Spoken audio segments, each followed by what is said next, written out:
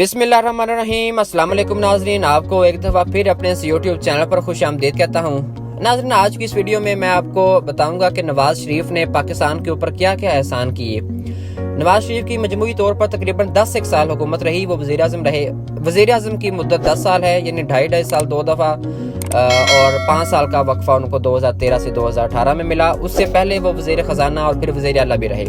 उनके भाई ने एक प्रॉपर सियासत की, यानी इन दोनों का अगर टेन्योर शामिल कर दिया जाए तो ये तकरीबन कोई 20-22 साल का टेन्योर बनता है। वज़ीर आज़म शहबाज शरीफ, वज़ीर आज़म नवाज शरीफ, जब तक ये दोनों भाई वज़ीर आज़म भी रहे और वज़ीर आला भी रहे।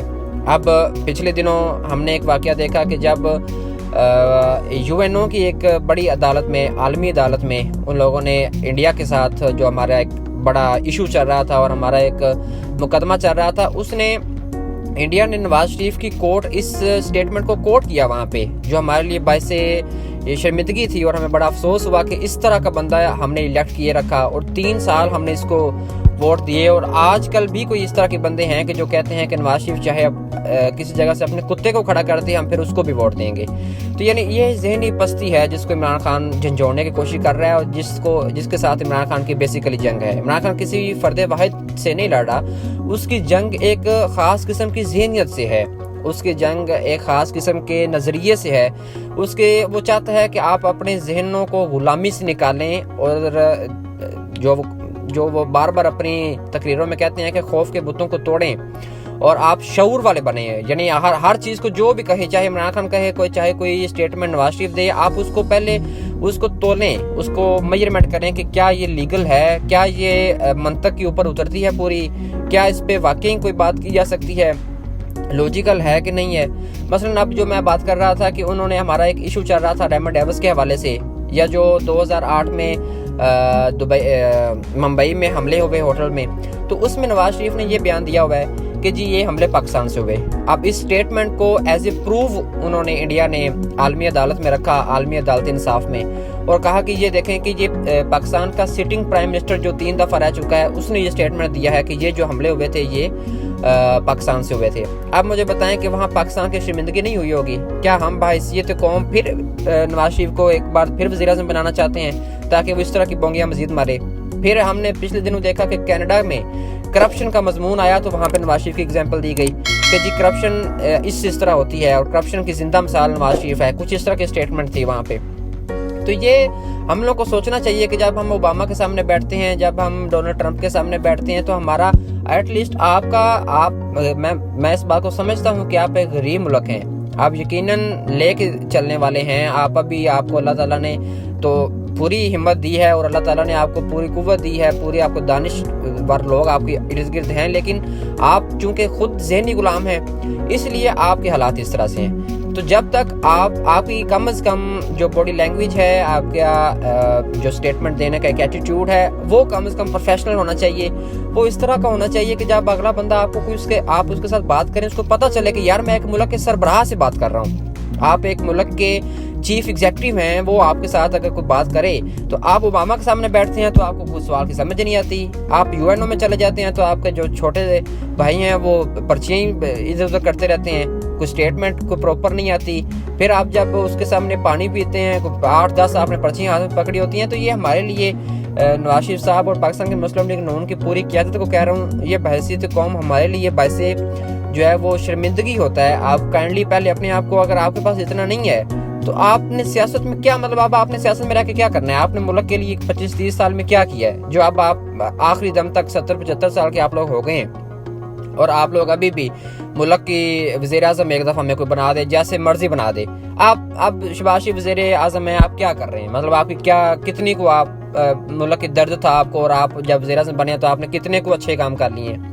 आपके पास कुछ भी करने को नहीं है। आपने जितना पैसा कमाना था कमा लिया, आप उसका हिसाब दें। अगर हिसाब नहीं दिया जा रहा तो कौम से माफ़ी मांगे, कुछ पैसे वापस करें और सियासत से अलग होके अल्लाह तौबा करें।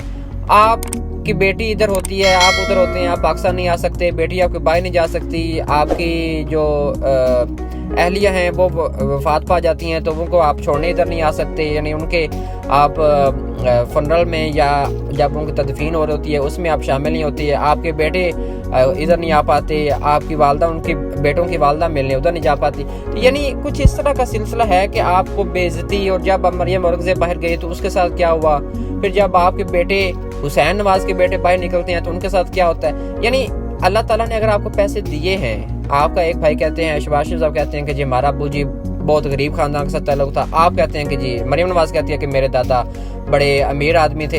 यानी ये बात समझ से बाहर होती जा रही है। और अब इमरान खान ने अपनी 25-26 साल की जद्दोजहद में लोगों को इतना शऊर दे दिया हुआ है कि वो कम से कम लोगों को जान सकें, लोगों को परख सकें, उनकी स्टेटमेंट को एनालाइज कर सकें कि क्या बंदा सही कह रहा है नहीं कह रहा, इसका लॉजिक बनता है नहीं बनता। तो आप लोगों को मैं कहने का मकसद ये है कि आप लोगों को आवाम समझ चुकी है, आप काइंडली सियासत से थोड़ा सा हट जाएं। आप लोगों को कोई अकल उकल नहीं है, आपने कोई 1981-85 से सियासत शुरू की है और अब तक जिससे पूछे वो कहता है कि जी हमने हमारे दौरे हुकूमत में ये हुआ, हमारे दौरे हुकूमत में ये हुआ। हर बंदा तरक्की की बताता है। तो मुझे बताएं कि मुल्क नीचे कैसे गया है। 1947 से मुल्क बना है, 1981 से आप वज़ीर खजाना बने हैं या वज़ीर आला बने हैं, तो उसके बाद तो दो ही खानदान है ना। मसलन एक आर्मी चीफ का 7-8 साल का निकाल दें, बाकी 30-35 सालों में आपने हुकूमत की है, जरदारी साहब हैं या आप हैं। तो आपने ही अगर मुल्क को तरक्की दी है, इतनी ज़्यादा तरक्की दी है, तो फिर मुल्क के नीचे कैसे गया है। मतलब ये एक इलॉजिकल बात है, मुझे समझ नहीं आती। हमारे जो मुल्क बाद में आज़ाद हुए हैं, जो अभी आज़ाद हो रहे हैं, बांग्लादेश 1971 में बना है, आज उसका रुपया देख लिया हमसे ऊपर है। अफगानिस्तान के क्या क्या हालात नहीं रहे, उसको आप देख लें, हमारे से ऊपर है। अगर नहीं भी ऊपर तो वो चंद महीनों में हमसे ऊपर निकल जाएगा।